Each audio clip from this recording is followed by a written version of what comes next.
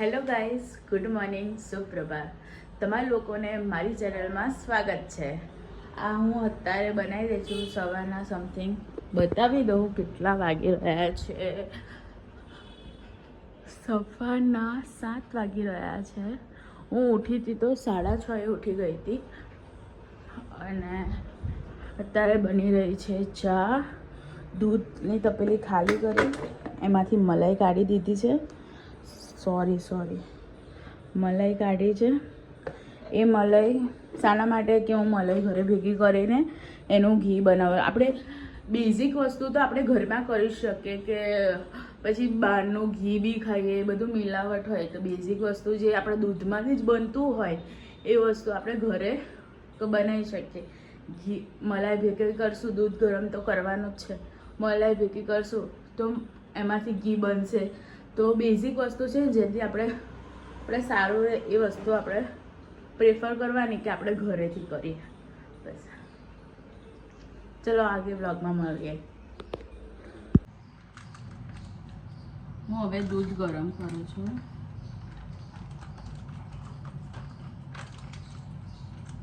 જેથી ગરમ રહે અને એમ થેલીમાં ફાટે બી ને. પણ પેલું મને ટેવ પડી છે કે ગરમ કરી અને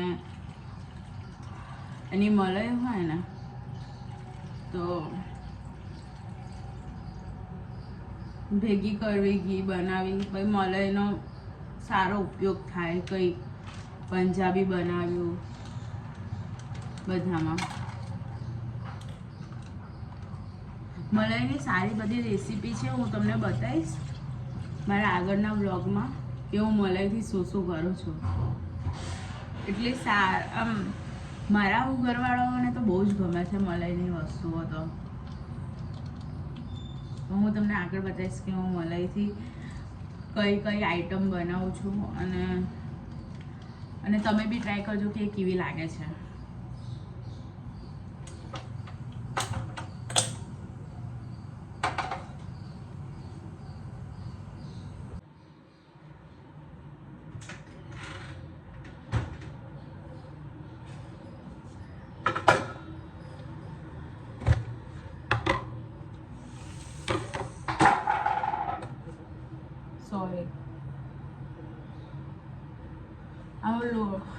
રોટલીનો લોટ બાંધું છું.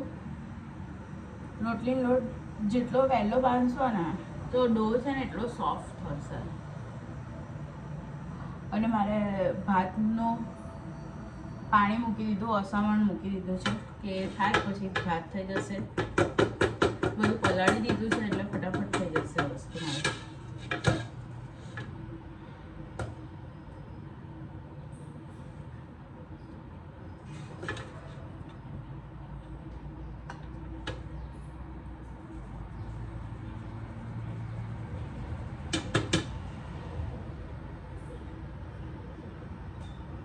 બધી વસ્તુ છે માપથી માપ કરું, ક્યારે બગડે ના. ક્યારે બી વધારે એ થાય ને તો એ રોટલીને હું તળી દઉં ત્યાંથી નાસ્તામાં યુઝ થઈ શકે.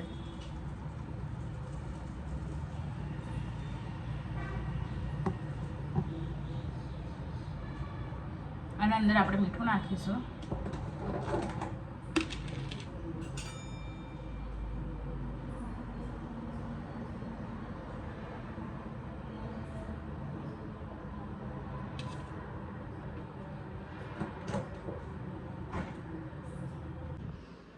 મારે છે ને લોટ બંધાઈ ગયો છે. હું તમને બતાવી દઉં કે લોટ બંધાઈ ગયો છે. મારે ત્યાં ભાત નથી ખાતા, હું જ ખાલી ભાત ખાઉં છું. તો લોટ બંધાઈ ગયો છે. પાણી થઈ ગયું છે, અસામણનું થાય છે. આ દૂધ ઉકળાય છે, ચા બની ગઈ છે. આજે મારી ચા છે ને ઉભરાઈ ગઈ થોડી. બોલો, જોવો છો? એટલે કંઈક ને કંઈક તો એવું થાય કે આપણું તે બગાડે. કશું નતું, ધ્યાન પૂરું હતું તો બી છે ને એ થઈ ગયું. આ છે ચોખાનો ડબ્બો. મારા જોડે આવા સમથિંગ 12 છે. મેં મીશો પર મંગાવ્યા હતા. સરસ છે ક્વોલિટી. અને આના અંદર શું, આપણે પેલા મોટા ડબ્બાના કરતાં આપણે આના અંદર રોજના માટે મૂકી શકીએ. સમથિંગ કિલો જેટલું, કિલો કે 2 કિલો જેટલું છે ને વસ્તુ આના અંદર આવી શકે છે. તો સરસ છે ડબ્બા.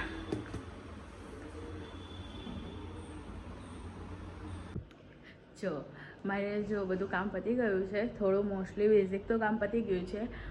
હવે હું મારું સવારનું જે ગરમ પાણી છે એ પીવું છું. હું તમને બતાવું કે હું કેવી રીતે કરું છું. અને આ છે મારો સુંદર હાઉસ, કે હું તમને બતાવું. ચલો, આ છે જો મેં ચિયા સીડ છે ને, મારું ગરમ વોટર પાણી છે, એમાં મેં 5 જ મિનિટ થયું છે, તેના અંદર ચિયા સીડ નાખ્યા છે, ઓબ્ઝર્વ થઈ ગયા છે. એન્ડ લીંબુનો રસ મેં આમાં વાડકીમાં કાઢ્યો છે, કેમ કે હું આના અંદર સીધો નાખવા જાઉં છું ને તો મારે બી પડી જાય છે. અને આ તો આપણું ઓલવેઝ ડાબર હની. અને આ છે મારું સુંદર હાઉસ. મારા સાસુ છે, હું અહીંયા બેસી રહી છું. અહીંયાથી મારો બ્યુટીફુલ વ્યૂ આવી રહ્યો છે. અને આ બાજુ મારે કિચન છે. ચલો,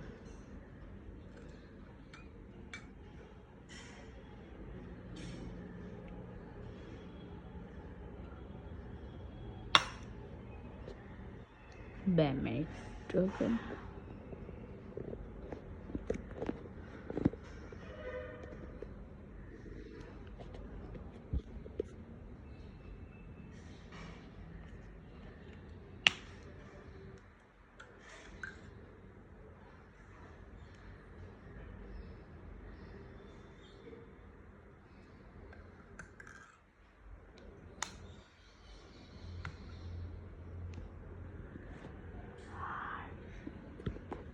અમે અત્યારે કલાકારી કર્યો, મારા મોઢામાં ફોન મૂકી દીધો, એના પછી એ કરું.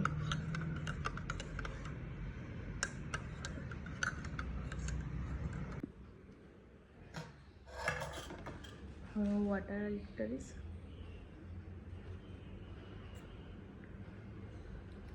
એના પછી ચા પીશ, નડતો 1 કલાક પછી.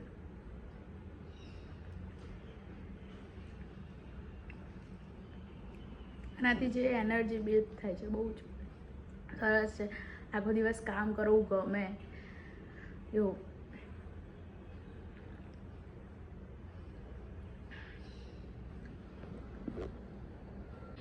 લેપટોપ પરથી છે ને મંગાવ્યું, મારે શાક હતું નહીં એટલે.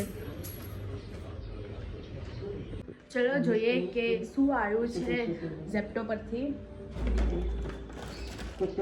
ભીંડા. બરાબર, આપણે આખી બેગ જ લઈ લઈએ કે શું આવ્યું છે.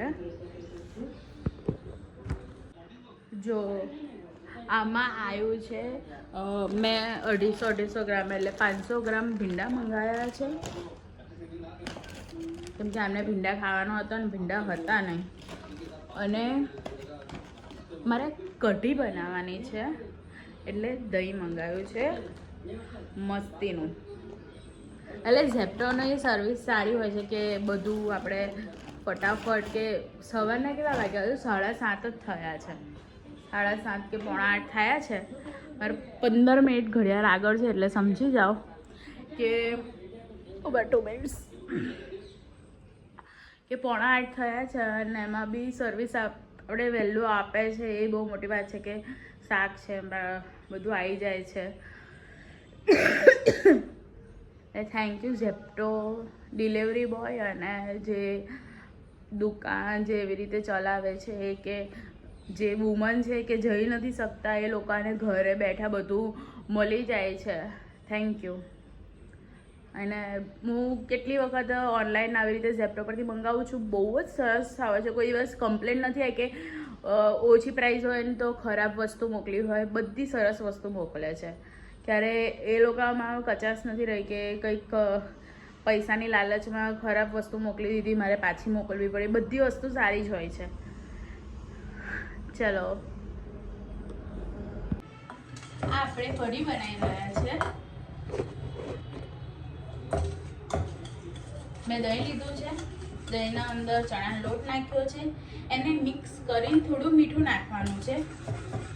અને 2 ગ્લાસ 2 ગ્લાસ જેવું પાણી રેડવાનું છે આપણે અંદર.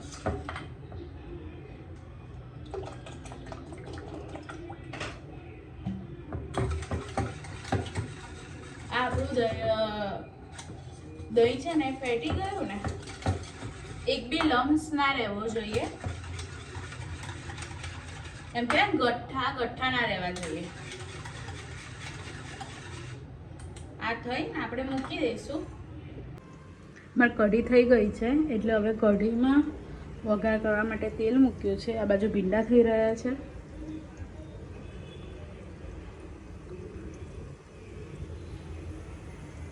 આપણામાં જીરું નાખ્યું છે. આપણે સાદી કઢી બનાવી રહ્યા છે.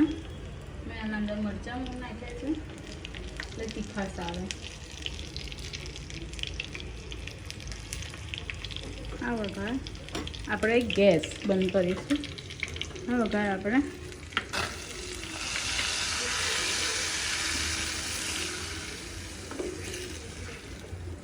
આપણી ગુજરાતી સ્ટાઇલની કઢી રેડી છે. જેને ગરપણ ખટાશ નાખવું હોય તો આના અંદર ખાંડ બી નાખી શકે છે, પણ હું ખાંડ નથી નાખતી, હું ખાટી બનાવું છું. ભીંડાનું શાક રેડી થઈ ગયું છે. હવે આપણે એના અંદર મસાલો કરશું. સરસ રીતે સીજી ગયું છે. આપણે મરચું, આ મારું મરચું મોડું છે એટલે હું નાખું છું ધાણા જીરું. ધાણા જીરું મારે 2 ચમચી નાખું છું. એટલે મસ્ત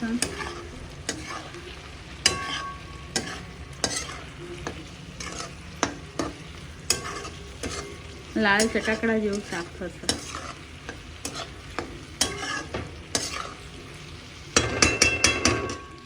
આપણે ભીંડાનું શાક રેડી છે. હાય ગાઈસ, મારે જો અત્યારે બધું ટિફિનનું કામ પતી ગયું, રસોઈ થઈ ગઈ છે, કઢી બનાવી છે, ભીંડાનું શાક બનાવ્યું જેમ કે તમે જોઈ લીધું છે. એટલે હું તમને પ્રોપર બતાવી દઉં. કઢી મારી રેડી છે, ગાળી સરસ. એના પછી મારે ભીંડાનું શાક રેડી છે. સરખી રીતે બતાવવું પડે. ભીંડાનું શાક રેડી છે, રોટલી થઈ ગઈ છે, પછી આપણે ભાત થઈ ગયો છે. ભાત હું એટલા માટે થોડો બનાવું છું કે કોઈ મારે ત્યાં ભાત ખાતો નથી, હું ખાઉં અને મારા હસબન્ડ ટિફિનમાં લઈ જાય. મારા સસરા અને મારા દિયર ઓછો એમ, એટલે ભાત હું ઓછો બનાવું છું. હવે મારું રસોડું છે ને થોડું મેસી થઈ ગયું છે, એટલે હું રસોડું વપરી દઉં એન્ડ મારું કામ પૂરું કરું, ફ્રી થઈ જાઉં. રસોડું છે ને મેસી થઈ ગયું છે, તો હવે ફટાફટ આપણે રસોડું ક્લીન કરી દઈએ. ચલો,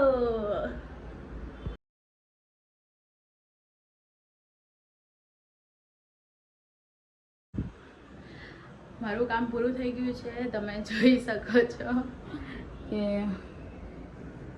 ક્લીન એન્ડ કટ બધું. અહીંયા આપણે બધી વસ્તુ મૂકી છે, ખાલી બોટલ મારે ભરવાની રહી છે. ખાસ વાત એ છે કે ક્યારે બી તમે બધું કામ કરી લો ત્યારે ગેસની પાઇપનો કોક જરૂરથી બંધ કરો, કે આપણે ભૂલી ના જવું. ક્યારેક આપણી લાપરવાહીથી ક્યારેક કંઈક થઈ શકે, પેલી કે કંઈક ઘટના થઈ શકે. એટલે જરૂરી હું મારા બ્લોગમાં કહેવા માગું છું કે મારી તો આદત છે કે તરત જ છે ને આપણે કોક બંધ કરી દેવાની, પણ જે લોકો ચાલુ રાખે છે, ક્યારેક છોકરાઓ ઘરે હોય તો કંઈક ઘટના થઈ શકે છે, એટલે આપણે તરત જ બંધ કરી દેવાનું કે છો ચાલુ રહી જાય, પણ આ કોક છો ચાલુ રહી જાય, પણ આ કોક બંધ હોય તો આપણે કંઈ ચિંતા જેવું ના રહે. આજે તબિયત સારી નહીં લાગી રહી, એટલે જીરા રાઈસ દાળ ભાત કર્યા છે, દાળ ફ્રાય અને જીરા રાઈસ કર્યા છે. જો બોલવાના બી ઠેકાણા નથી. અને બીજું તો હું તમને બતાવું, આજે મેં યુનિક રીતે કર્યા છે કે તવી હોય ને એના અંદર જીરા રાઈસ કર્યા છે. પહેલાં મેં થોડું ઘી લીધું, એના અંદર ઘી થોડું ગરમ થયું એટલે એના અંદર જીરું નાખ્યું, અને પાણી નાખ્યું અને મીઠું નાખ્યું અને બોઇલ થવા દીધું. અને એનો વઘારથી મેં છે ને બાસમતી ચોખા છે તેને મેં બોઇલ કર્યા. એટલે અને આ તમે જોઈ આમ છૂટા છૂટા થયા છે.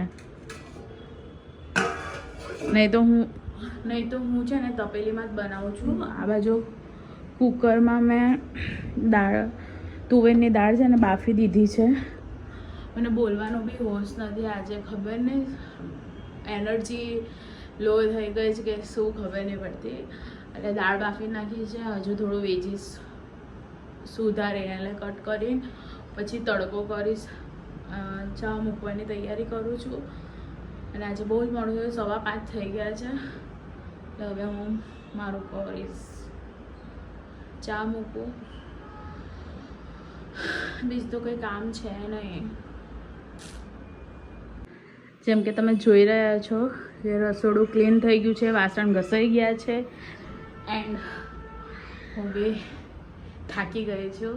આજે થોડી તબિયત સારી નથી એટલે સાંજના જમવાનું મેં તમને મૂક્યું નથી. વ્લોગમાં હું કેપ્ચર કરી નહીં શકી. અને આજે એમ લાગે કે વ્લોગિંગ કરવું એ બી મોટું કામ છે કે આમ થાકી જવાય છે. એમ ખબર નહીં તબિયત સારી નથી એટલે એવું થાય છે કે વ્લોગિંગ ચાલુ કર્યું છે એટલે એવું થાય છે, કંઈ ખબર નથી પડતી. પણ આજે ડે બહુ હેવી લાગે છે. તબિયત થોડી નરમ છે કે સારું નથી લાગતું. વાગી રહ્યા છે, હું તમને બતાવું. વાગી રહ્યા છે 9:30. આજે લેટ થઈ ગયું, નહીં તો વહેલા જ બધું પતી જાય છે, પણ આજે લેટ થઈ ગયું છે એટલે વ્લોગને એન્ડ કરીએ. ચલો બાય.